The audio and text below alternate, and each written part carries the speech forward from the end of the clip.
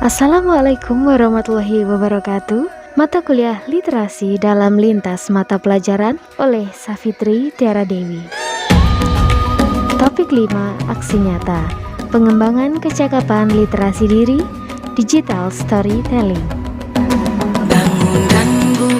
Menuliskan refleksi berdasarkan pertanyaan berikut ini. Pertama, pemahaman baru apa yang Anda dapatkan setelah mempelajari konsep refleksivitas?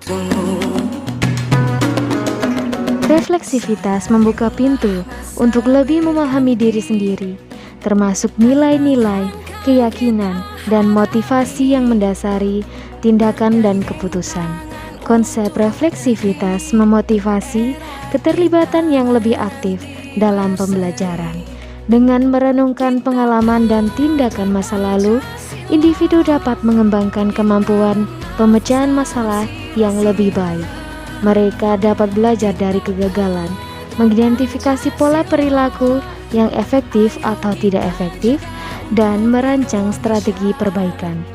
Refleksivitas melibatkan pemahaman lebih mendalam terhadap aspek emosional dan psikologis dari pengalaman dan tindakan. Individu dapat mengidentifikasi perasaan, motivasi, dan dampak emosional dari keputusan atau kejadian tertentu. Kedua, setelah membuat naratif literasi, apakah Anda benar-benar yakin bahwa literasi sangat berpengaruh dan bermanfaat dalam kehidupan Anda? Literasi membantu dalam pengembangan pribadi, termasuk pemahaman diri, nilai-nilai, dan identitas. Individu yang memiliki tingkat literasi yang baik lebih mampu mengakses pengetahuan. Literasi memungkinkan orang untuk terlibat dengan karya seni, sastra, dan budaya dengan lebih mendalam. Mereka dapat mengeksplorasi dan memahami ekspresi budaya melalui tulisan, puisi, dan karya seni. Melalui literasi, perempuan dapat mengakses pendidikan, berpartisipasi dalam kehidupan ekonomi, dan memiliki kontrol lebih besar terhadap keputusan-keputusan hidup mereka. Tingkat literasi yang tinggi berkorelasi dengan pertumbuhan ekonomi dan pembangunan sosial yang lebih terampil, produktif, dan inovatif. Ketiga, sebagai seorang calon guru, hal apa yang paling ingin Anda lakukan untuk berkontribusi dalam membudayakan literasi di lingkungan Anda? Pengembangan program membaca bersama, partisipasi dalam festival buku, pengelolaan perpustakaan sekolah, mendukung program membaca di kelas, pengembangan program menulis kreatif, menggunakan media sosial untuk literasi, pelatihan guru dalam pembelajaran literasi, mengadakan lomba menulis dan membaca, membangun pojok baca yang menarik, dan terakhir menggunakan teknologi untuk literasi. Pemahaman tersebut memberikan landasan untuk pertumbuhan pribadi dan pengembangan yang berkelanjutan.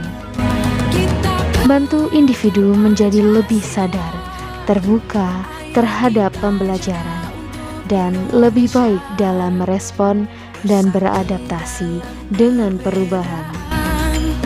Pengaruh literasi menunjukkan bahwa literasi tidak hanya menjadi keterampilan teknis, tetapi juga fondasi yang mendalam untuk pertumbuhan individu dan kemajuan masyarakat secara keseluruhan.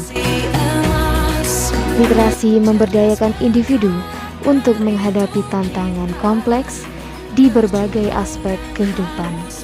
Dengan berkontribusi, dapat membantu membudayakan literasi di lingkungan sekolah, menciptakan atmosfer yang mendukung pertumbuhan dan pengembangan keterampilan literasi bagi semua siswa.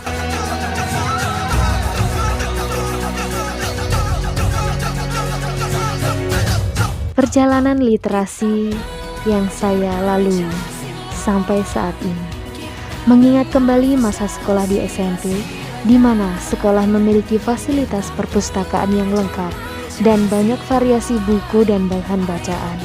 Perpustakaan adalah kelas pribadi bagi saya, di mana saya memperoleh ketenangan saat membaca, dengan peraturan yang mendukung pembaca untuk menikmati saat-saat meresapi bahan bacaan. Beberapa bahan bacaan yang biasa menjadi target adalah bahan bacaan yang memuat pengetahuan dan ilmu serta informasi mendetail tentang satwa laut dan informasi bahari yang tidak bisa didapatkan dalam buku pelajaran.